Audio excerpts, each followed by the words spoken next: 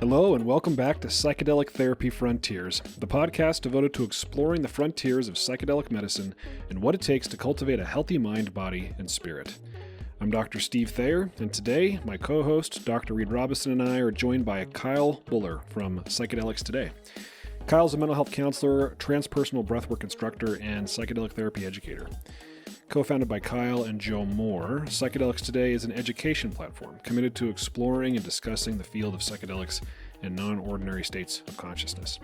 They have an excellent podcast, a blog, training programs for people interested in psychedelic therapy and all things transpersonal. We talked to Kyle today about his near-death experience as a teenager, wild story, about transpersonal psychology as a discipline, holotropic breathwork, the challenges of training psychedelic therapists, and a lot more. Links to everything we talk about on the podcast are found at psychedelictherapyfrontiers.com. You can like the show, you can rate the show, you can subscribe to the show. All these things help us spread the good word of mental health and psychedelic healing.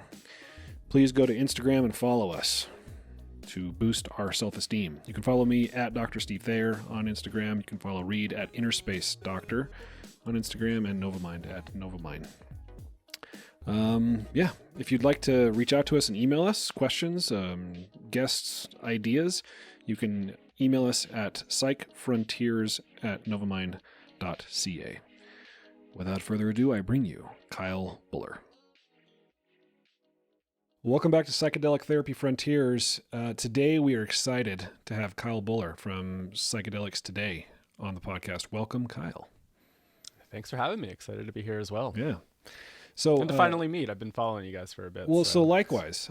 In fact, I was trying to think back to the first time I was exposed to your work, and I think it was in 2017 when I was really getting interested in the psychedelic space. Found your podcast, started listening religiously, and then I met you guys. I went up to your table at the Arizona Psychedelics Conference in 2018.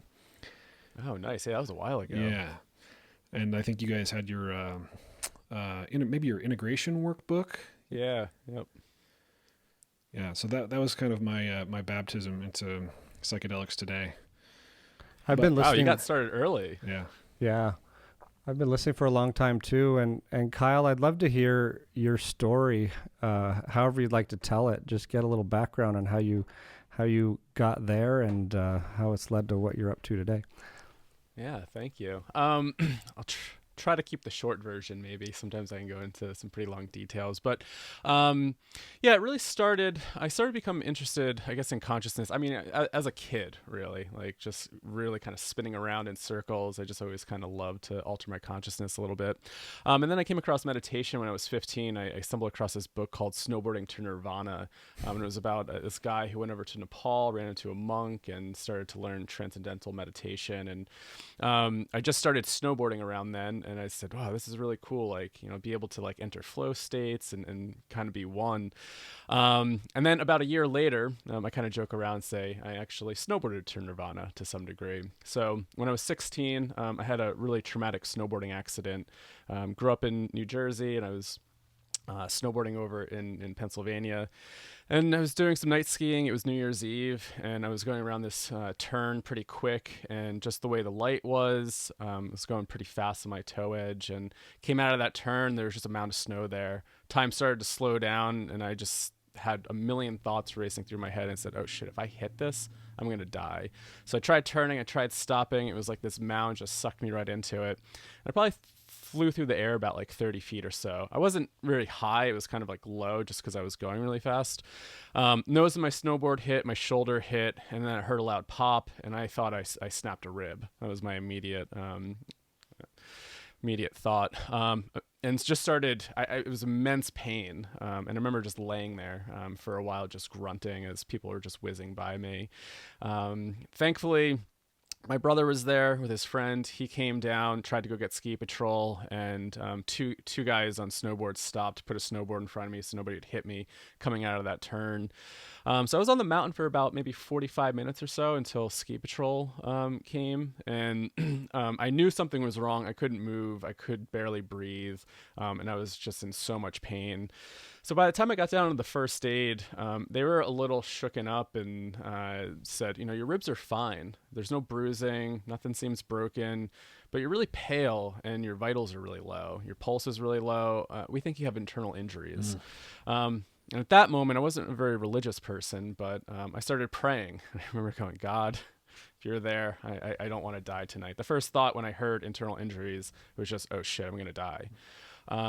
So thankfully they got the medevac and got helicoptered me out of there. And I just found out maybe a few years ago, my dad was telling the story, and one of the first responders just looked at him and said, your son's in his golden hours and he may not make it.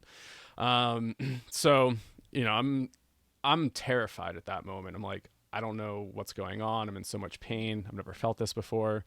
So by the time I got to the ER, I started to have a very expansive experience. I felt like I was all throughout the room. I could feel like emotions. I could feel the anxiety with all the nurses and doctors. And, I could hear them tell me they couldn't get my pulse. My veins in my upper body were collapsing. They did a sonogram on me and took me to a CAT scan machine. And told me I had massive internal bleeding, and they needed to figure out where it was coming from. And I remember when I was in the CAT scan machine, I started to have this near-death experience. Something kind of came over me and said, you're going home. You're going back to the stars where we all come from. And the more you struggle with this process, the harder it's going to be. So the more that you can relax into it, the easier this transition is going to be. Your physical life's going to cease to exist, but you'll continue onward. And I just had this blissful feeling of, I'm going home. This is it. This is what we all wait for. And I could just hear the doctors on the intercom saying, don't fall asleep, Kyle. Don't fall asleep. Stay with us. And I was just kind of blissed out going, but I'm going home. This is amazing. And then, thankfully, they got me into surgery. I found out I ended up rupturing my spleen. I lost about 5 to 5.5 pints of blood internally. Wow. They said if I came in 5 or 10 minutes later, I would have been pronounced dead on arrival. So, you can imagine what that does to somebody that's 16. It really kind of shook up my identity. I kind of came back to that, just being in school and all my peers, you're kind of forming your identity and worrying about experimenting in all sorts of senses. And I'm going, I don't know what the hell I'm doing here. What are we doing here on Earth? So I really struggled with this heavy, heavy existential crisis. And, people that I guess typically share about their near-death experiences talk about this, bliss that comes with it. And I rode that out for about three months or so. But then I hit some really dark valleys and it got kind of really scary. Kind of sank into a pretty dark depression, a lot of suicidal ideation. And that was really wanting to go back to that bliss state, like thinking that this is not my home. I belong somewhere else from that experience that I had. And then so about a few years later, I think it was 19 or 20, I had an experience with psilocybin with a friend. And it brought me back to that place. It just blew my mind. And I came out of that going, how could I ingest something that grows from the earth that could produce something so profound and remind me so much of dying? And that feeling was so eerie. It just reminded me of dying. And I said, there's something here. And I didn't know anything about the research. I was just young and naive and just went into this kind of in an escapism mentality of like, I'm just wanting to kind of tune out for a bit. But it helped to recontextualize some of the questions I had. And helped me kind of heal from the psycho-spiritual trauma that I went through with that near-death experience. And so I came back from that and said, I need to figure out what the hell is going on here. So picked up a lot of different books. I think I came across Rick Strassman's book. That was, I think, the first one. And I didn't pick it up because it said DMT. I just saw something in the subtitle around near-death experiences, and I said, I need to read into this. And started learning more about psychedelics. So that brought me down a path of finding Grof and other kind of transpersonal theorists. And I stumbled across transpersonal psychology, and I just said, I need to study this. So I found a little unique school up in Burlington, Vermont, that had a bachelor's in transpersonal psychology. And that's really, I guess, where this story begins. And that's how my path got started here. Wow, that's an incredibly intense experience to go through as a teenager. Yeah. Does it, as you've reflected on it and looked back, does it seem like a pretty similar experience to what many others have had, whether it's at that age or later in life, like those stages you went through after? Yeah, I think so. I do hear some folks that have had near-death experiences really talk about that bliss and how life-changing it is, and then also hitting that kind of those darker valleys. And I was at a conference back in 2019, the Assist conference, and they had a video around integrating spiritually transformative experiences, and it was so validating to hear other people that had near-death experiences to talk about the challenges. And so, it was interesting. Like, I didn't do too much research into other people's near-death experiences for some weird reason. Like, I did a little bit, but I think once I stumbled down the psychedelic path, I was more interested in that experience all of a sudden. Yeah. But it was interesting to hear some of these integration challenges after really profound experiences like that. So many parallels. Right, Yeah. Reed? There's so many parallels between what I'm hearing you describe as your near-death experience and people's experiences with certain psychedelics, and like the challenges of integration, and drawing meaning out of these experiences that is actionable and applicable. So it doesn't surprise me that you went from near-death experience to psychedelic experience, and that became your new sort of focus of interest. Yeah. Do you think it would have been similar if you had been thrown into like a DMT or 5-MeO DMT or an ayahuasca ceremony at age 16 at a high dose with little prep or support after? Do you think it would have played out in a similar way at that age? I'm just curious with what you know now. I don't know. That's a really interesting question. Like, I think about that experience I had with psilocybin, and it was a relatively low dose, and I had kind of like a full-blown mystical DMT-like experience, kind of entity encounters. And when I share that story with people, like, how many grams did you eat? And I only ate 2 grams. And I think there is something in my psyche that's very primed for that after the near-death experience. And so thinking back and saying, if I had a full-blown psychedelic experience before this, would I have a very profound psychedelic experience? And I don't know, maybe not. I think that near-death experience really opened me up to a new way of seeing the world, and I think that really primed me for more powerful psychedelic experiences. Because most of my friends, they were kind of having fun with it, right? Like, I came back to try to share some of my experiences, and they're like, I never had that experience before on mushrooms. So I think that near-death experience probably primed me a little bit more. It's just a fascinating thing to think about, because we talk sometimes about how a psychedelic can occasion not just a mystical experience, but a death-like experience. And what are the similarities and differences between a near-death experience and an intense psychedelic experience? And I know there are a lot of factors at play on an individual level, but what were you going to say, Steve? A similar point to yours, Reed. Like, it seems to me that a lot of the value that we're trying to give people with psychedelic assisted therapy or psychedelic medicine is leveraging some of the same things you get out of a near-death experience. You get unity with the universe, or you get an encounter with divine, or you get a perspective shift on your life. You get this time dilation effect. And that perspective shift is one about meaning. You get sort of this existential shock. All the things that people talk about with reference to near-death experiences, many of those things, I should say, are similar in intense psychedelic experiences, which is, as an aside, why I'm a little skeptical of some of the research being done, or maybe it's not research, but it's commercial endeavors being done for creating psychedelics without the psychedelic experience. You're familiar with that, Kyle, I'm sure. Yeah, I actually did a panel for SciTech, and that was the topic. Nichols was on there, and I forget the other two folks, Olson, and I forget the other person. Yeah. Yeah, I'm sure there's a place. I mean, there's a place for a lot of revolution and evolution in this industry. But yeah, I mean, the psychedelic experience itself just seems so crucial. Yeah, and I think like one thing that I thought about with that panel is there's definitely certain indications where that would be like really great. You know, for example, cluster headaches. Like it does seem that, like say, what is it?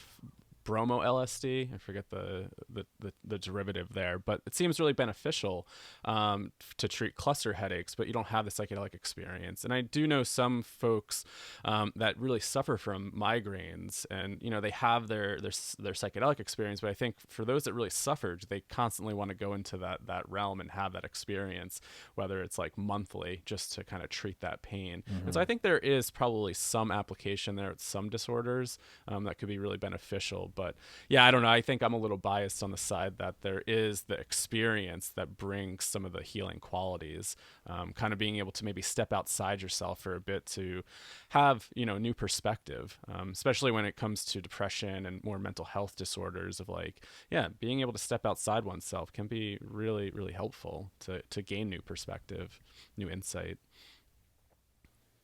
Is that what is meant by transpersonal? Because I'll be honest, I'm a clinical psychologist, but I didn't have any classes in transpersonal psychology in graduate school. Could you educate us and our listeners about transpersonal psychology as a discipline? Yeah, so transpersonal, if you break the word down, just means beyond the personal. So really looking at a variety of human experiences, exceptional experiences, so ranging from anywhere from meditation to near-death experiences, dreams, shamanism, psychedelics, and it's really trying to weave kind of those spiritual mystical type of experiences with science and trying to develop a framework. It got branched out of humanistic psychology.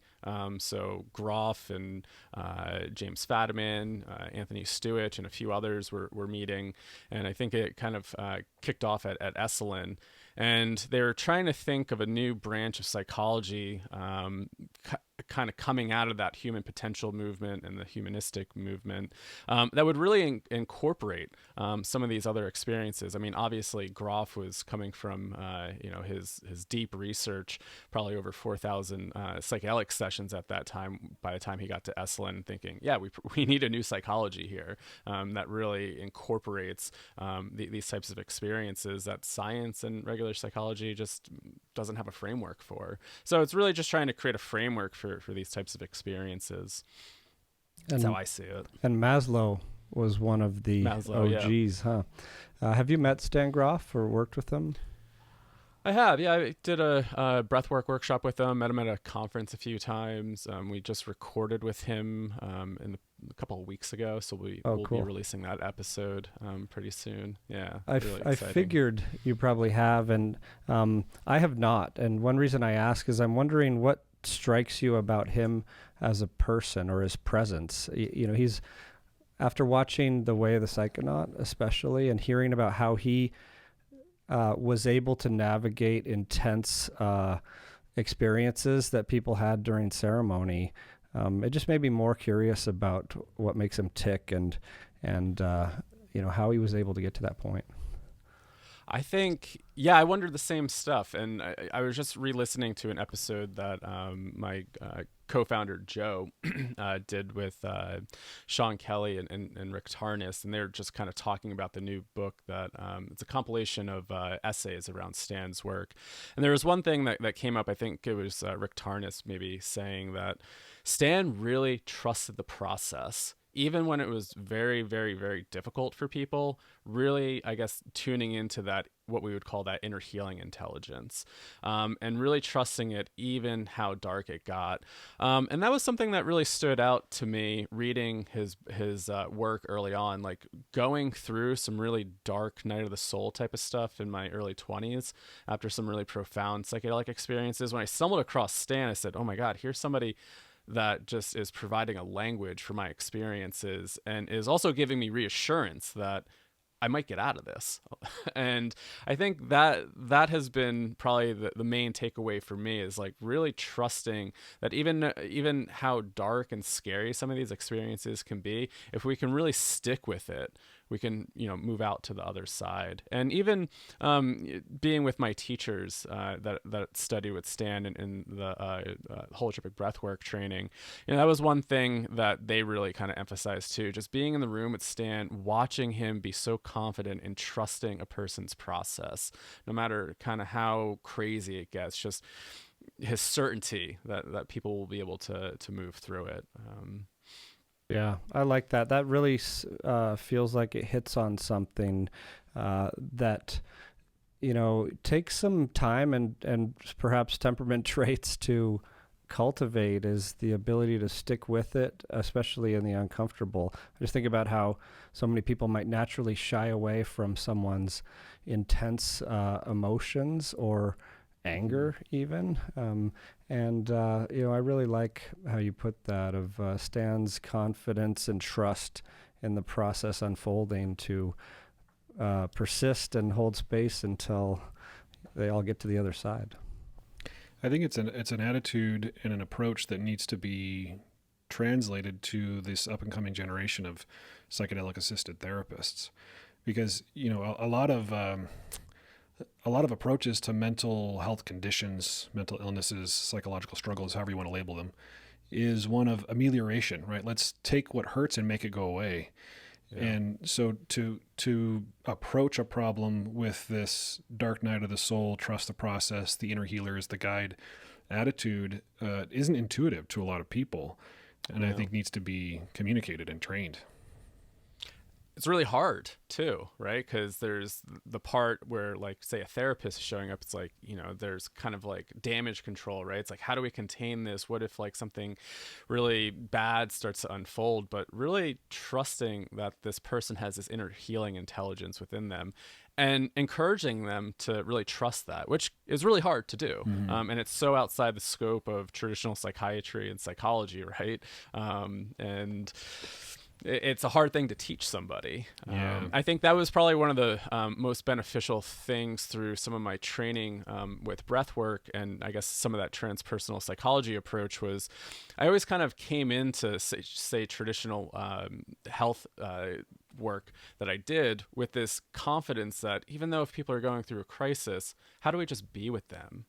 And really just hold that space. And I remember working with teenagers in crisis. I worked at a hospital diversion program, and most of them were pretty suicidal and depressed, but not trying to suppress their experience. And I would just sit there and just be with them. And then later on, I worked at a really interesting residential treatment center that was for people with early episode psychosis. And the whole process was around being with somebody, not trying to stop it, but just to be with their humanness, be with their experience. And that's really challenging, right? Because as a healer, a therapist, a caregiver, you're like, I want to help this person. I want to do something to them to make them feel better. But, sometimes people just need to have somebody be with them, and maybe reassure them that it's okay, and you'll get out on the other side. Mm-hmm. And of course, there's a bunch of nuances and caveats there, right? Sometimes we need to intervene, we need to do things to keep people safe, but it's a hard thing to teach. Yeah, there is nothing more powerful that I've encountered, at least when help is needed, than the presence of a supported other to help them get to the other side of whatever the struggle is. Yeah, and it is difficult to know where to draw that line, right, of when to intervene. We're training our clinicians on how to do ketamine-assisted psychotherapy. We get this question all the time, right? How dark is too dark for that dark night of the soul? And Right. And I don't know that there's a manual. I don't know that there's a flow chart that can tell you exactly when what's or when the not answer? to intervene. I think this is where it's like that mix between art and science, right? Mm-hmm. Like there is, I guess, that like intuition that comes through. And, I mean, this is a question that we get all the time in either breathwork or in our classes that we teach. And it is a very kind of nuanced topic to explore because everybody's going to be so different. But the one thing that I come back to is how can we teach people to really tune into their own nervous system and tune into their own body and start to ask that question, why do I want this to stop? What inside me is wanting this to stop, or what inside me wants to make this better for this person? And sometimes it's a lot of sitting with your own stuff and being like, oh, I notice I want to intervene because I'm watching this person cry and it's triggering me and I feel like I need to do something to them. But as in my breathwork teacher always kind of emphasizes, especially when we're talking about body work, doing by not doing, right? Just really be there. And I think about, I've had a few experiences in breathwork where somebody has intervened where it looked something dark, right? I was going through a process. I was really having catharsis, and somebody swooped in and did something. I was like, oh, you just totally broke me out of something I needed to go through. And so I really reflect on those experiences pretty often. If I wasn't asking for help, I probably didn't need it. And if I really did need help, and I know people do have a hard time asking for help. So again, it's like that balance of how do we pay attention and really kind of tune into our own nervous system, and just be there. Yeah, I love the point that you made about not intervening because you're uncomfortable, right? The importance of professional helpers to do their own work, it cannot be overstated, so that you can be aware of your own triggers and have a good sense for like what's motivating this desire of mine to make this person calmer or feel better. Is it because I think that's what's best for them, or is it because I think that's what's best for me right now because I'm freaking out? Like this is distressing to me. Like I've been there. Yeah. In the MDMA therapy training, Michael and Annie dish out that acronym, WAIT. Why am I talking? Which I think is a great reminder. And I have had an experience being a CAP therapist, ketamine-assisted psychotherapy, where I have a client who appears to be going through something very, very difficult. And we've talked beforehand during the preparation phase, in what way do they want to have support? And especially since they're going to be wearing headphones, often is the case, and listening to loud music, a lot of the times we'll talk about what therapeutic touch looks like. And, the way I will offer therapeutic touch is to hold your hand. And we'll talk about kind of ways to signal whether or not that's wanted or not wanted. And for this particular client, I held their hand, and they reported to me afterward that it was when they got my hand that they felt like they could dive deeper. So the handhold was not a rescue from, it was a support. And I didn't know this was going to happen. I just wanted to support. But they said that, they were, at least for their experience, they were on this edge of this deep pit, and they felt like there was something down there, a shadow self down there that was frightening, but they wanted to get to know. And it was when I held their hand that they then plunged down and did a lot of really important work. Yeah, it almost like provides a little bit of reassurance that somebody's there and it's going to keep them safe as they take that dive. Yeah, kind of like what Reed was saying about validating support being some of the best things we can do when we're trusting the inner healer to take the lead. Yeah. There's this psychotherapist who I read about once. I think the book was, what was it called? To Redeem One Person is to Redeem the World. It's a book about the life of, and I don't even know how to pronounce her name, Frieda Fromm-Reichmann, if you know any German, but a psychotherapist who had this incredible amount of patience and belief in the inner light in each individual client. And she worked with severe and persistent, chronically mentally ill, and would do anything it takes for as many hours, waiting with them as they, kind of like you were saying, Kyle, about your experience in the residential treatment center of holding space for psychosis instead of swatting it away with the big guns, heavy duty antipsychotics, anti-manic agents that we tend to do reflexively here in our system. But it really, reading about this woman and her approach to clients and loneliness, she said there's nothing more difficult than the loneliness of someone who is in the throes of a severe mental health or mental illness episode. And it's not like the solitude you seek when you go on a boat at sea or something else. It is like like to the core. And if we're even sitting with them and not communicating through our presence and words that we understand, it might not help, and it might even add to the loneliness compared to like any little bit we can do to get in there with them and share that space, that moment, can, work magic on their ability to ride it towards a place of healing or wholeness. Yeah, that's interesting. Something just kind of came up around my own personal process with my near-death experience, and like just seeking support around that from time to time, and people just reassuring me that it was like okay and I was going to be like better, and kind of imposing, I guess, like frameworks around me. And there was part of me that just felt so lonely that I'm like, I just need somebody to hear and listen without saying anything to me. Like, I just need to like get that out. I don't need any feedback. I just want somebody to hear and witness me. And sometimes that's really hard to do, right? Because it's like sometimes we want to give feedback, or we're like, I don't know what to say right now. Maybe there's like that little bit of anxiety of like, how do I hold space for this? But yeah, sometimes I do reflect on some of my own experiences with that. And it's like, I guess one of my teachers also said like the art of space holding, and he's like, who did you need when you were dying on that mountain? And I think about it and I go, I just needed somebody to be there, not say a thing. And I'm glad that's who showed up. People that weren't panicking, they were reassuring, they weren't trying to ask me a million questions. They were just there, not saying much.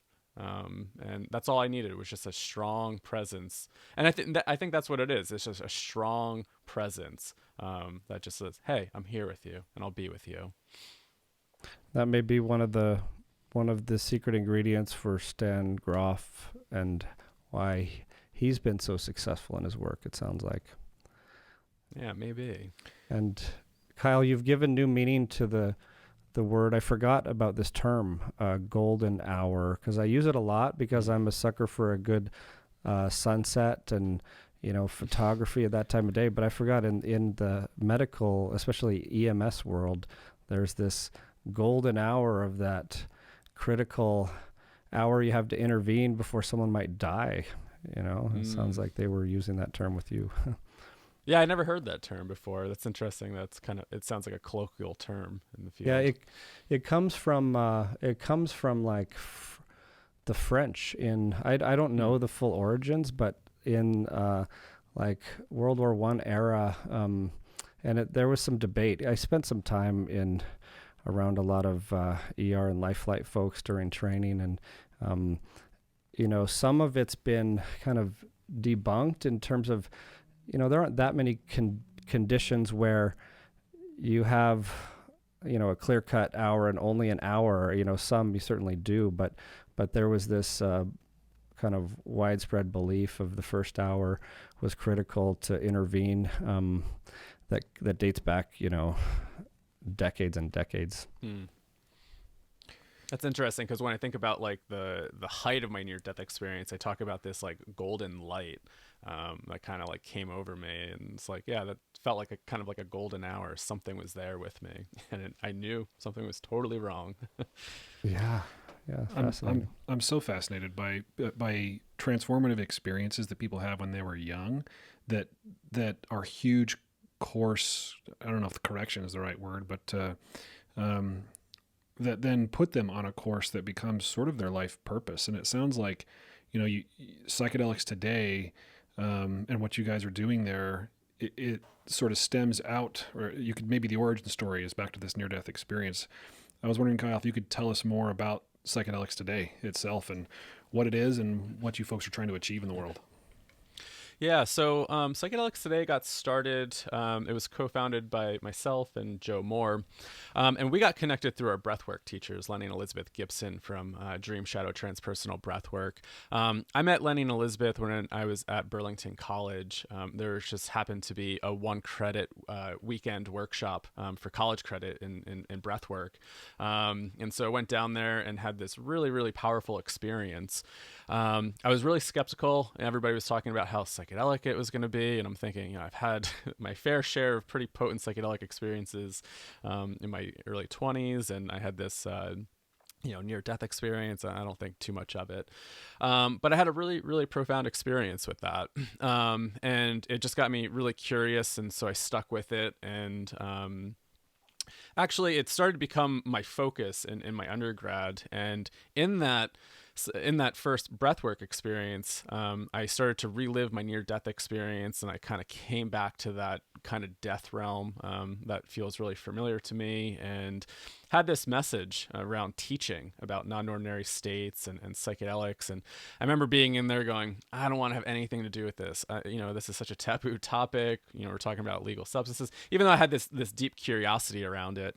And then about, I guess like 3 years after that, I had to do a capstone paper, and I ended up creating a 3-credit college course called Stan Grof's Psychology of Extraordinary Experiences. And so it was really examining the roots of holotropic states, exploring Stan's theories, psychedelics, and then it also had an experiential component where we brought the students down to do a weekend workshop and then come back and focus on integration.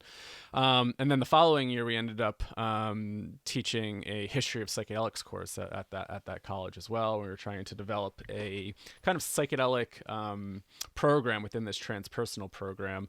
Unfortunately, the college kind of ended up tanking due to just some bad business moves, and they bought a large piece of property that I guess they couldn't afford, and it was a real shame. It had nothing to do with the academics or anything like that, but it was a very, very unique program. So I got connected with Joe through the Gibsons, and we actually talked about, hey, maybe we should do this master's program there that they're trying to develop. And then it just kind of started turning into, we have all this material from the Gibsons, and we want to maybe kind of archive it. We want a place to, just reflect on it. And then we also noticed, like, I was going to a bunch of those conferences in like 2012, 13, 14, and it was very clinically oriented, obviously, because a lot of the research, and we didn't hear too much about breathwork or too much mention of Stan. And so we also started to have this idea of, this is really important to us, and how do we start to bring the breathwork conversation back into this into the psychedelic conversation?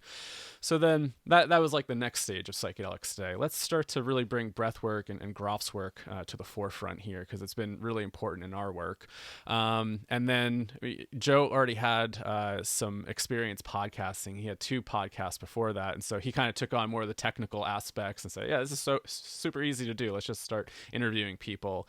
And so that was kind of like the origin stories. We wanted to kind of have it as an archive just for some of our teachers' work, and then we wanted to just really kind of weave breathwork into the psychedelic narrative again. And so we started that in 2016 just as a small little passion project, and again, just kind of keeping our teachers' lineage alive to some degree. And then it's really transformed. In 2017, I think we released our first course called Navigating Psychedelics, Lessons on Self-Care and Integration, which was really kind of like taking the core of some of the work that I put together at Burlington College. And there was all this talk around integration, but there weren't too many resources. So we said, let's just interview a bunch of people and start creating resources around this term integration. What is it? How do we do it? And so that was kind of the footing. And then we just kept going and going. And, we're almost at 6 years at this point. We've been releasing podcasts I think consistently almost every week. And then we started doing 2 times a week when the pandemic hit. And now we've been teaching courses really since 2017, and teaching clinicians and therapists around transpersonal psychology, somatics, and psychedelics, how to get involved and how to navigate this new space. Do you feel like the pandemic sort of poured gasoline on the fire that is Psychedelics Today? Because you've come a long way in a short period of time, right? We'll talk about it in a second, but now you have this really big offering, this 12-month certification program, the VITAL program, but... Yeah, I think the pandemic definitely did. We were offering classes, and we were, really just doing all this online education. But once the pandemic hit, that really kind of, went through the roof, since everybody was online all of a sudden. I did notice one interesting trend that, like, people wanted to attend live courses online. Our podcast numbers dropped for like a few months. And I'm thinking, people's routines were disrupted. I would listen to podcasts driving, going to the gym, doing certain things. And I even noticed that was disrupted, and I wasn't even actually listening to podcasts. So it was interesting. Podcast numbers dropped a bit, but more people were engaged in kind of like the interactive learning. It seemed like people wanted more kind of community and, connection. I've heard other podcasters talk about that they've noticed that same dip when the pandemic first happened. Yeah, and I noticed it in my own behavior. Yeah, I'm like, I'm not listening to as many podcasts as I used to. And Kyle, how do you make sense of the various trajectories of popularity that have come, before and throughout the pandemic? Of like, we're in the psychedelic renaissance, and I'm noticing breathwork is having its day, at least, as evidenced by I get questions many times a week on breath work and how to approach it and what it is, what it isn't. And it's just fascinating to me to try and tease apart what peaked and why, and how interrelated and separate are these trajectories. But just wondering how you make sense of it. It's interesting because, talking about breath work, when I was doing my undergrad, it seemed like such a new thing. And usually when people thought about breath work, it was more kind of like in the yogic tradition, maybe like Kundalini breathing. But yeah, now, and I think the online aspect maybe kind of exploded that. People experimenting with online breath work and more people getting involved to that degree. But I have noticed that this trend just kind of went through the roof too around breath work, where it was like, oh, nobody's really talking about it. Now all of a sudden it's this like new thing, which is exciting. And there's all sorts of different schools that people are doing, right? Like there's people that are doing tons of online breath work. We don't do any of that. We have some kind of safety concerns around it and more longer form breath work, maybe people getting too activated and, resurfacing traumas and stuff like that. So yeah, there's lots of different schools, lots of people like experimenting with different techniques. It's like, and then maybe Wim Hof also had a big I was just about to say that. Too. I think, Wim Hof got real popular over the last few years, and the promise of being able to run around in the snow shirtless and never get sick again and, talk to the God through breathwork, I think it really intrigued a lot of people. Also, as people became interested in psychedelic experiences, I think the fact that, it's not illegal to hyperventilate. So people turn into breathwork to have a non-ordinary state of consciousness when they, couldn't take a substance that they were hearing about on a podcast. But Steve, you can get a ketamine lozenge mailed to you at home almost as easy as you could fire up a YouTube breathwork sequence. Well, that was going to be my other comment. That we've had a lot of interest in ketamine in particular because it's the quote unquote only legal psychedelic in the States, and we have a very full ketamine clinic, I think, for that reason. Do you guys do any online, or are you mostly in person, IM, or it's all in person? All in person. Yeah, I mean, we will do home doses of ketamine for the right candidates, but not with the remote trip sitting and not with the psychedelic therapy goal. It's more in one of the few buckets of ketamine and esketamine work that we do for people who we know and we've worked with in office, where there's an accessibility issue and a very vetted support person to be with them, It makes me wonder how, the online ketamine space is really is it going to stick around for long? How it's really kind of maybe transforming maybe future psychedelic therapies. I know in the beginning of COVID, Dr. Raquel Bennett put out a statement around, maybe shifting to remote ketamine work just for the safety of, slowing down the spread. But, it seems like it's really stuck around. Obviously, lots of companies kind of popping up offering this, but it makes me wonder if it will stick around or if people will start to crack down on that a little bit more. I worry about it because with the psychedelic renaissance in full swing, I think a lot of us who pay attention to the history want to avoid some of those past mistakes, whether it's stepping on landmines due to the wrong move or overzealousness or whatever. And that's one of the areas where I worry if it's too widespread without the right safety parameters. I'm not saying it can't or shouldn't be done, because I do believe there are people who are doing it in what seems to be a good and safe way. From, and I've heard the opposite as well, but I worry that if there are one or two groups cranking it out as a ketamine lozenge mill, that it might create some unnecessary hurdles for others doing good work.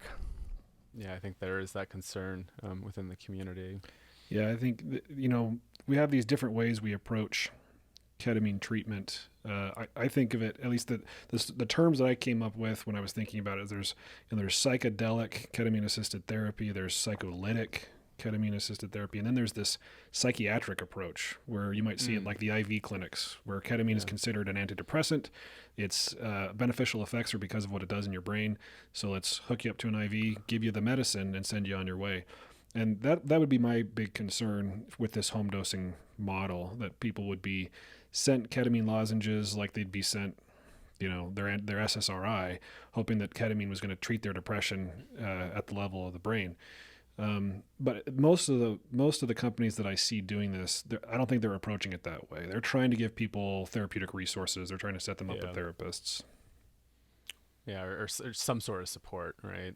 Whether that's, they're calling it a guide or support. A coach, or something like that. Yeah. Go ahead, Reed. Oh, well, I just have a burning question about breath work, but finish your thought, Steve, if you have one. I was gonna ask another question about integration. So you ask yours about breath work. It's just a curiosity because I do a lot of breath work, have done a lot, and come from yogic traditions more. But and as I mentioned, I don't know Stan, although I've been to lots of holotropic workshops from skilled facilitators and lectures. But what I'm wondering is is it Leonard Orr and one of the 60s, 70s pioneers of breathwork, and alongside, in parallel with Stan Grof, there's this rebirthing process that is it's a foreign thing to me. And I'm just wondering what your take is on that part of breathwork. Just that framework around the rebirthing aspect. I mean, people, when I approach this, I view it as it's a framework, and it can come up and it may not come up. And I think one downside of getting too dogmatic around this is the whole purpose of this is to have a rebirth experience, I think can kind of put us in a box. I remember particularly there was one person that came to a workshop and they said they been to maybe 15 workshops in the year, and they were so fixated on having their reliving their birth experience. And it just got me thinking, maybe that's not part of your narrative right now, and maybe that's not what you need to focus on. Again, really coming back to what Grof also calls this inner radar. When we enter into these non-ordinary states, this inner radar that picks up the most highly charged piece of content. And if we're so focused on this narrative of I need to relive my birth experience, maybe we're missing something there. And I think another downside to that as well is a story that Lenny told me when he was either going through training or just a workshop.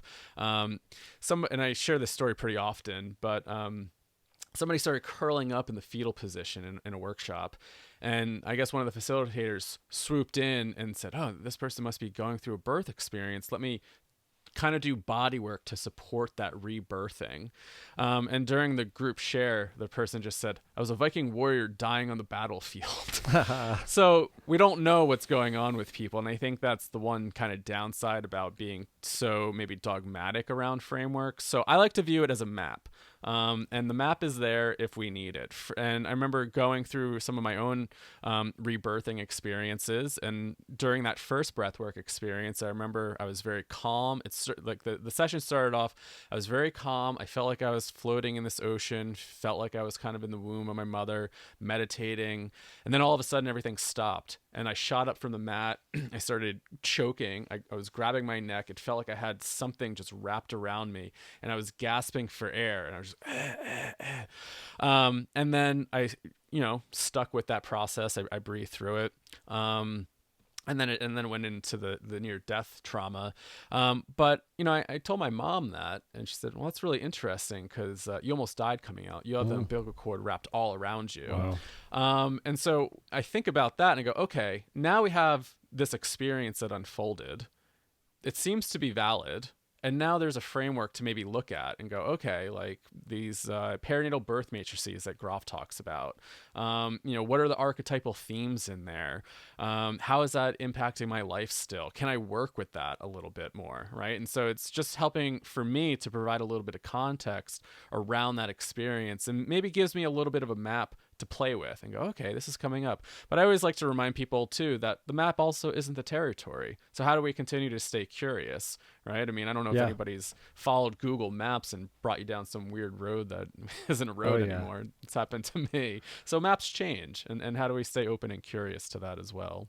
Oh, I like that. Thank you for that, because I just had to complete the other end of the spectrum with that question, because we're talking about near-death experiences and breath work and psychedelic experiences. You can go there and occasion a death-like experience and maybe get over some fear of death or end-of-life anxieties or existential issues. But then there's this whole idea of birth trauma. And, while I could totally see how that's a rude awakening and could fit the definition of trauma for sure, how does one know that rebirthing is necessary, or healing from birth trauma is necessary, compared to working on the common fear of death that is such a core universal fear as well. So I like the not getting too attached to the framework or the map.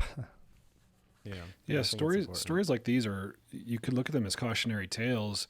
We have this excitement around psychedelics, and we get questions, I'm sure you folks do too, all the time, like, where can I find an opportunity to get psychedelic healing?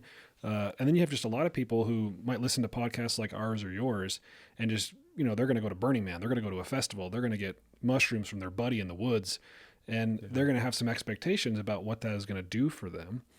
And those expectations may or may not influence their trip, but I think it's a testament to doing this carefully, however you're going to do it. And we just happen to be in the Western medical world and trying to bring psychedelic-assisted medicine to people in that context. There's lots of other contexts in which to do it: indigenous contexts, ceremonial contexts, religious contexts. We don't have a monopoly, of course, on these experiences, but it's just not to take lightly, because you could have some really, really destabilizing experiences. And it's one of the things that, Kyle, we talked about a little bit earlier before we recorded, is the idea of a spiritual emergency. Yeah. And I was wondering if you wanted to talk a bit about that from a transpersonal perspective. Like, what's a spiritual emergency? What does it mean to emerge? And how is that different than an emergency? Curious your thoughts. Yeah, so this is a term that was coined by Stan and Christina Grof to really kind of talk about these psycho-spiritual crises that unfold in a person's life. And there's lots of different ways that people can come across that. It could be induced by ingesting psychedelics, near-death experiences. Grof has about 11 different types of spiritual emergencies: shamanic illness, kundalini awakenings, UFO abductions, kind of paranormal experiences, psychic openings. And so there's lots of different ways that people can have these experiences. Sometimes they're induced by your own will, right? Ingesting a psychedelic substance and then opening yourself up that way, or they just happen spontaneously. Right? People can just sometimes have an experience out of nowhere, and all of a sudden they're kind of, boom, opened up and really dealing with a crisis on hand. I was just chatting with Dr. Emma Bragdon the other day, and this is something I've been playing around with too. So Emma has been in this field for a very long time, has written books about spiritual emergencies, trains spiritual emergence coaches. And we were just even kind of talking about the term spiritual. Like, is there a possible another term that we could be using, just because that does seem to rub people the wrong way sometimes, and also to say what you're going through is spiritual in nature. And that's not always the case for some people, right? They're not maybe seeing it that way. So a spiritual emergency could look like psychosis a little bit, right? People can find themselves in a little bit of a manic episode. Maybe they realize that they're God. They want to, heal the world and do X, Y, and Z. And it can really cause a lot of distress. And so there's the concept of spiritual emergence, which is more kind of a milder form. People can go about their daily lives. They can, work, their social lives aren't falling apart. And when I think about my near-death experience and some of those early psychedelic experiences, even though I thought it was an emergency, now looking back, it was definitely a spiritual emergence, because I was able to go to work. I was able to do my daily things. I was functional. And then when I think about the people that I've worked with early episode psychosis, that would be more on the emergency, right? People are not able to work. Their lives are kind of falling apart. Sometimes people become a little catatonic, or, dealing with the mania on the other end of the spectrum. And so how do we contain that and develop a new framework for understanding these extreme states or these extraordinary experiences? Typically, we want to suppress it, right? We want to say, no, like, we need to stop this from happening, and maybe pathologize it a little bit. But what would it be like to maybe pull back and say, maybe there's some sort of transformation that's going on? Somebody's ego may feel like they're dying. Maybe they're stepping away from an old part of their life and stepping into a new part of their life. And that can be really challenging and destabilizing.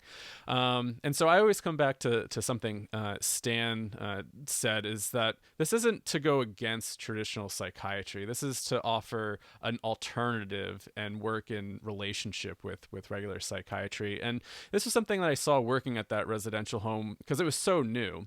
And going out, and I didn't hear this feedback directly, but I know some of the outreach people would come back and be like, oh man, the hospital thinks we're crazy just creating this house to be with people. And really what we were trying to do is create a hospital diversion program to some degree, to catch people in their early break and to, just not have them go right into the hospital setting and be medicated. The whole idea was, could we create an environment to be with people while they're going through these really extreme states, and maybe they'll make it out on the other side. And so, this is pulling from research from John Ware Perry from like the Diabasis house. The house was called Soteria. And so that was pulled from Dr. Lauren Mosher. The original Soteria house was a research project that lasted about 12 years. And they found, I forget the numbers off the top of my head, but it was in the 70% that people that went through that program they didn't really use medication. It was just really creating a nice environment to be with them. They ended up moving through their experience, coming out on the other side. And I did see some of that magic with some residents of being in total paranoid states, what you would classify as psychotic, schizophrenic, and being with them and watching them move through it without medication sometimes, or maybe minimal medication, to getting jobs, getting their own apartment, and being functional. And so what would it be like to create this alternative framework to really support people when they're going through really difficult times in their life, instead of just needing to suppress it right away? And I always come back to it from another quote from Stan, and just paraphrasing here, around romanticizing these types of states and thinking, oh, this is like, the budding shaman, right? We also have to be critical and think, maybe there is something medically going on with this person. And so it's a fine dance of what's actually going on, right? Like, maybe there is actually something going on here and we need to take care of that. Or maybe it's actually this kind of psycho-spiritual crisis that's unfolding, and how do we support that? And I mean, it's going to be interesting as psychedelics start to become more mainstream, and maybe people are going to be doing this a lot more. It's like, yeah, are we thinking about some of the fallout, and where's the safety nets for people to land when they start to have very big opening experiences where it's really kind of challenging their worldview, philosophical beliefs, or is it just kind of like, okay, shut up, go back to work and go do your own thing? So yeah, I spend a lot of time thinking about the potential fallout with people as we're starting to have more expansive states, and are we creating systems to be able to work with people when they're coming out of that? Yeah, I mean, that dovetails perfectly into my question about integration, but I just wanted to underscore that fine dance that you mentioned of, is this a psycho-spiritual emergency that we need to support so that they can get on the other end of it? Or is this, a psychotic break that we need to quickly get them medicated for? You have the science and art of mental health care interfacing there to help a person make a decision, but it's a hard decision to make clinically. It is, yeah. Yeah, because I saw people that really benefited from medication when I was at that place. For sure, and but they really needed it. That 70%, stat is impressive, though. I mean, think that those 70% folks who would have just gone straight to an ER and been heavily sedated would have probably been underserved by that approach compared to what they got at that house. Yeah. Yeah, it's so true. How do we support? Go ahead, Reed. Oh, what were you saying? How do we support?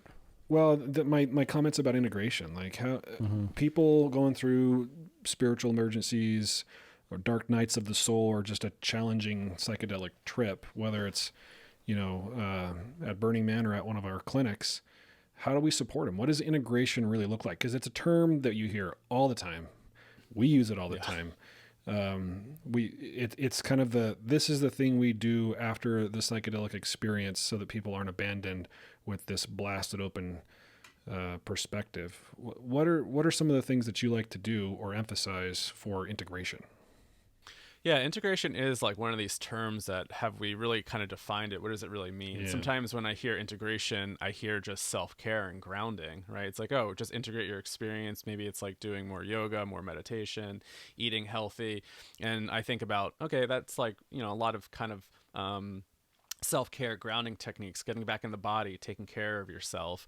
And then on the other side of integration, where it's like more, and coming back to that video I mentioned from the Assist conference, when people are meeting these very mystical experiences and they say, I found purpose in life and I know what I'm supposed to be doing.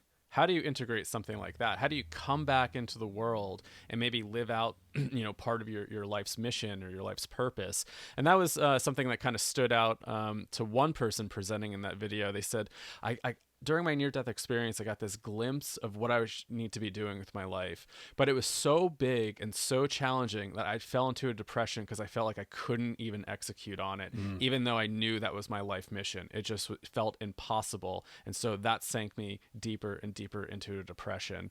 And that was definitely something that I really struggled with coming out of the near-death experience, of having this big overview of, of the world and how I want to show up, and then kind of coming back to a society where it may not support that. I go, how the hell do I show up now? Like, I kind of got a glimpse of what I want to be doing, but I also am not supported in that right now. And, so it's this dance of like, okay, how do I bring this wisdom back and then maybe try to move it forward in our lives? I really like to come back to the word holotropic when it comes to integration, because it leaves it a little bit open-ended, right? So when you break the word down, holos meaning whole and tropine moving towards, so holotropic meaning moving towards wholeness. And that looks like a very it's a very individual thing for a lot of people. What does wholeness mean to you? And I like that idea of movement, because for me it describes a journey, right? It's not the end goal. Like, we're constantly moving towards something, and how do we start to work with that? So yeah, when I think about integration, I think about the post care, the self care right after experiences, learning how to take care of yourself. But then it's on some of those bigger picture things. How do we integrate a new philosophical belief system? How do I integrate this like new worldview? Yeah. And that can be really challenging for a lot of people. And, then you can feel really stuck and be like, what the hell do I do? And, you hear stuff all the time. I left my relationship. I left my job, people having, really big changes in their life. And, these experiences can really rattle people. Yeah, healing can be disruptive for sure. Yeah. And healing we think of as quite a positive thing. What comes up for me as every time we get into this topic of like integration and psychospiritual emergencies and things like that, I remember the old adage from the Buddhist and Zen traditions of before enlightenment, chop wood, carry water. After enlightenment, chop wood, carry water. Even last night, I stumbled upon a meme that was like, before enlightenment, white bottoms. After enlightenment, white bottoms. That I sent it to a good friend who just had a baby, because that's what we do with memes, I guess. But it could be the most blissful state of like, spiritual awakening, or a terrifying near-death experience. But integration applies either way. Yeah, and you bringing that up, I mean, I feel like that's been a big part of my process is for my integration is really just learning how to be here and learning that these experiences are in front of you all the time. And if we can really just slow a bit down and embody that, it's unfolding in front of you in each moment. And so a lot of my integration practice has really just been around embodiment, right? It's like, how do I enjoy washing the dishes? How do I enjoy just being here in the present moment? And for me, that's the ultimate practice. Like, okay, yeah, chop wood, carry water. How do I enjoy that practice, even though, it probably sucks and it's a lot of work? Yeah. And how does it become part of day-to-day life? Because the truth is that we're always, changing, awakening, going through difficult things, going through blissful things. And how do we make it our default mode to integrate as we go, make time and space for these practices that support one's integration that we like to talk about after a psychedelic experience, but I believe could be incredibly powerful as our daily routine. Yeah, Reed, you said practices that support integration. So to me, that's the thing that's individual, but there might be some practices we might recommend to people because we know, based on experience, maybe even research, maybe even ancient traditional wisdom, that there are some practices that tend to support the work of the inner healer more than others, or tend to support integration more than others. And it seems to me, in my experience, that practices that, as you said, Kyle, help you be embodied and present in a mindful kind of way tend to be the most effective kinds of practices. So what's your wood, what's your water, or what is it that's going to help you enjoy chopping the wood and carrying the water? Or as I like to say, chopping water and carrying wood. I like it. So Kyle, I'm curious about this Vital program. I've teased it a bit throughout the conversation. Could you tell our listeners what Vital is? Yeah, so Vital is a new 12-month program that we're launching at Psychedelics Today. So, we're really excited about it. It will be a 12-month program. We'll have a 2-hour webinar on Tuesdays at 2 p.m., and we'll invite a special guest in to present on a topic.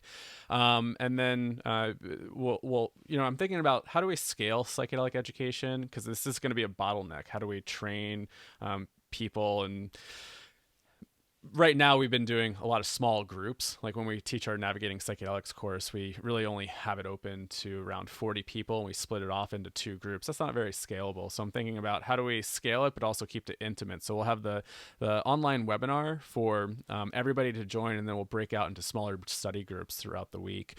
And so the first core module goes over the history of psychedelics, the research, the indigenous perspective, shamanism. So looking at those indigenous roots, also the philosophical roots too, in Greece and in that realm too. And then we'll look at psychedelic therapies. So we'll break down the research that's been going on, looking at what medicines may be good for certain indications. And then we'll have an experience. And so that's one thing I've really wanted to build into this program is actually have some sort of experience. I think experiential learning, we need it to really kind of understand our own self and to maybe understand what other people are going through and how to support them. So we'll use breathwork in legal containers. Maybe we'll have some cannabis-assisted sessions and travel overseas to have some legal options as well for people.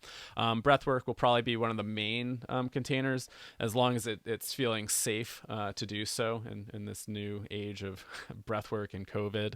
And then the 4th module will be on medical assessment, eval, and psych assessment. And then the 5th one will be looking at integration. So we'll break down, and it'll be kind of like a nice little trajectory and being able to go have your own experience, come back, and then learn different practices for integrating it. So what we're really trying to do is educate clinicians and therapists around the budding psychedelic field and get them prepared to talk talk to clients, there's lots of people coming in. I know I have clients that are coming in and not necessarily knowing who I am, but just, talking about, hey, I saw this thing on psychedelics and I really want to incorporate that. And knowing that a lot of clinicians and therapists they don't get any of that training in their graduate programs. And they're having to look elsewhere I like to say, developing literate psychedelic clinicians and therapists. So we're able to show up and hold space for people that are exploring this on their own at times, but also wanting to prep people for the legal field too. Right. So getting people ahead. I like that, clinical literacy, because it's a literacy program. It's a certificate program, and you point out on your website that this isn't necessarily a licensing program to do psychedelic assisted therapy, because that doesn't exist yet. Like we have people asking us all the time, clinicians, right? Where can I get trained and become a psychedelic assisted therapist? Or you go on a psychedelic subreddit or something, and there are kids asking questions. I'm assuming they're younger, so I'm calling them kids, but like how can I get into this? What do I need to become a licensed therapist? Is there a graduate program that I can go to that trains in this? And we're all kind of just waiting for MAPS to tell us what's going to be required. Were you at Horizons in New York? I was, for a brief second. I was only there on Saturday for a few hours. Yeah, Joyce Cooper talked about, from the MAPS Public Benefit Corporation, in her presentation, talked about kind of the rollout and the commercialization and what it's going to take to certify clinicians to provide, at least in their case, MDMA-assisted psychotherapy. So I see programs like yours, and we're working on a training program pop up, and I think they're really important for creating, like you said, literacy. But just to be transparent, right? We don't know what's actually going to be required from regulating bodies. No, I think that's a challenging thing that a lot of people, like when they're seeing a lot of these programs pop up, like it feels that psychedelic therapy is here, right? And to some degree it is, right? We have ketamine-assisted therapies. You can go overseas and have your own psychedelic experience. But from, a legal perspective within medicine, it's not here yet, besides ketamine. And so, we don't know what that looks like. I mean, even the FDA could come in and change the MAPS protocols, right? They could shift things around. And I know they've already kind of done that. When I went through part of that training in 2016, I think they said that they were hoping that you could have one lead clinician as a master's level, and then maybe somebody, maybe this was kind of like hopeful of what they wanted to see in the future. Somebody that was trained in breathwork or Hakomi, somatic experiencing, they could be sitting for somebody. So you'd have the lead licensed clinician and then somebody that's not licensed. And I think the FDA just changed the protocols for phase 3 and maybe expanded access that at least one of the team members has to have an MD and a PhD. So, I mean, these things are always shifting, and it's hard to say this is what's exactly is going to happen. And it's also, the FDA could not approve it, right? And then we could be waiting even more. I think we're hopeful. I think the cat's out of the bag to some degree, and I don't know if we're going to go back into those dark times, but the potential is always there. And then we also, thinking about Oregon, right? What are their training requirements going to be? They don't have everything set in stone yet. I think hopefully by the summer they'll have that set. But they're looking at possibly, I think their minimum requirement could be a high school diploma, right? And so we need programs to be able to train people if these psilocybin service centers, psychedelic service centers are going to be popping up if more states take on these initiatives and bills. But the answer is we also don't know. Like there's no regulatory board that's licensing this field yet. I mean, even in ketamine, right? I mean, there's ASCAP, ASKPP, But still, it's built on the license of the practitioners. I think it's an important point that I just wanted to highlight is in this idea of literacy or the vital training to be able to start work in this field.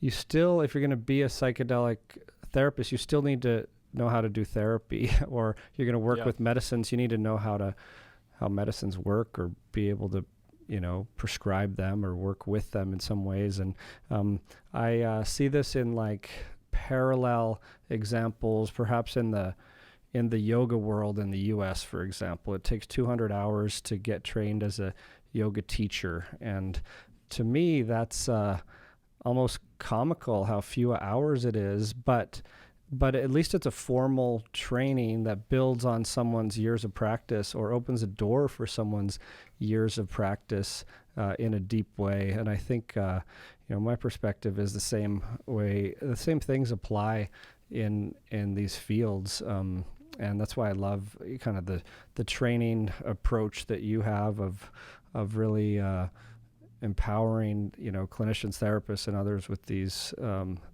new tools and skills and areas of knowledge and wisdom to use in this emerging space.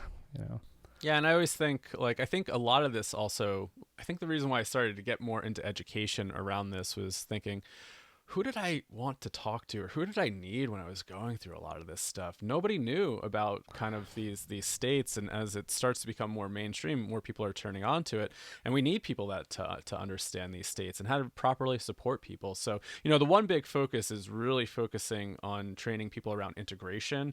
That is a legal way to get involved, to be able to provide support to clients who are coming back with really powerful experiences, so we can support them and maybe not cause any more harm. I remember, going to a therapist, and it was just so shameful of what are you doing? And I'm like, I just needed a place to process this.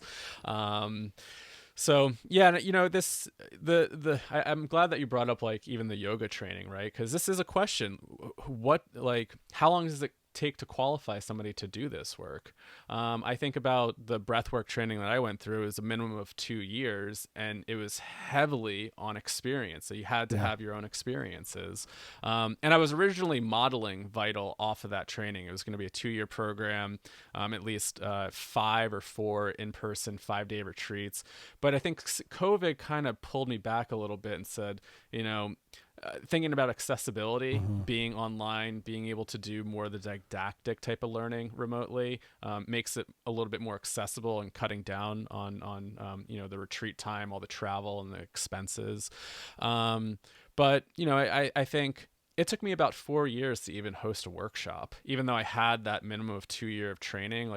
I didn't feel comfortable until maybe 4 years in. And when I did first host a workshop, it was a small group of friends that I knew, right, to kind of ease me in. And I had all this shadowing experience in bigger groups, but it takes a while to really train people in this new modality. But that's also going to be the bottleneck, and we have this urgency to want to deliver these new therapies because people really need it. So it's this fine balance of there's this urgency to train people and get these medicines available, but also how do we do it responsibly and really kind of educate people around how powerful these substances are, and to really proceed with caution and great care.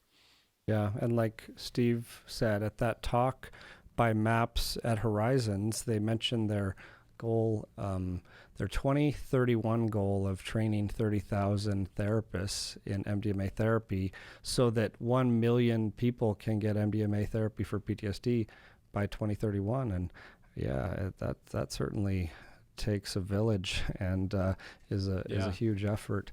And I do like to also remember that because we're doing a lot of psychedelic studies and going through in the clinical research realm and going through different training programs by these the various sponsors doing the work. And one thing that strikes me is you don't have to learn a whole new type of psychotherapy that pairs with this. A lot of it is getting out of the way of the medicine and working on the preparation and the integration and the principles of holding safe, compassionate, empathetic space and presence for the individual. That's why I like the idea of psychedelic-assisted psychotherapy, because in the States, if you're going to get psychotherapy, this is a protected term, it needs to come from somebody who's licensed.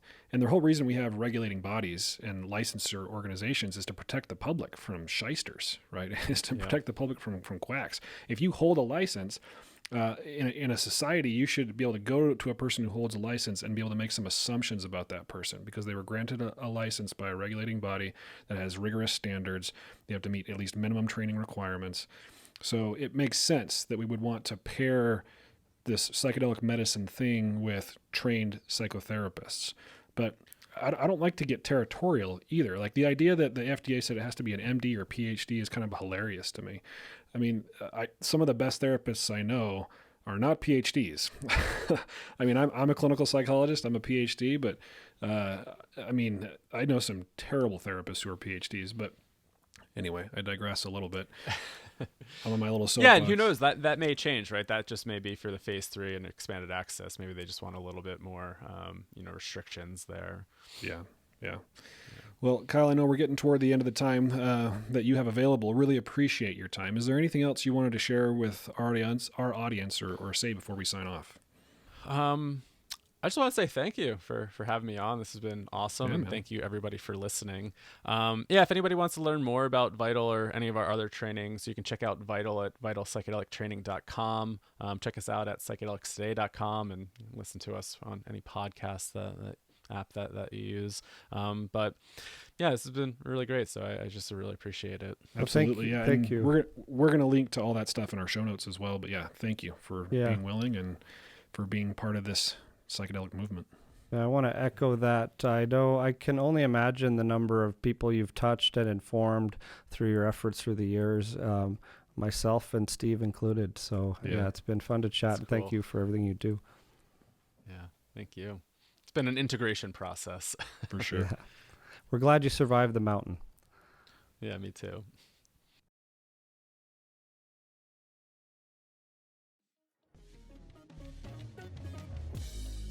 Thank you, dear listener, for listening. It means a lot to me. Psychedelic Therapy Frontiers is brought to you by Novamind, a mental health company that specializes in psychedelic medicine and research. You can learn more about Novamind's mission to increase access to legal, safe, and evidence-based psychedelic medicine at novamind.ca. If you like what you heard, please subscribe to the podcast on whatever platform you're using to listen or watch. Also, if you're feeling generous today, please leave us a glowing review on Apple Podcasts, Stitcher, or wherever you like to listen. If you'd like to reach out to us with questions, suggestions, scathing criticisms, etc., please email us at psychfrontiers@novamind.ca. Thanks again. The content of this podcast does not constitute medical advice or mental health treatment. Please consult a medical or mental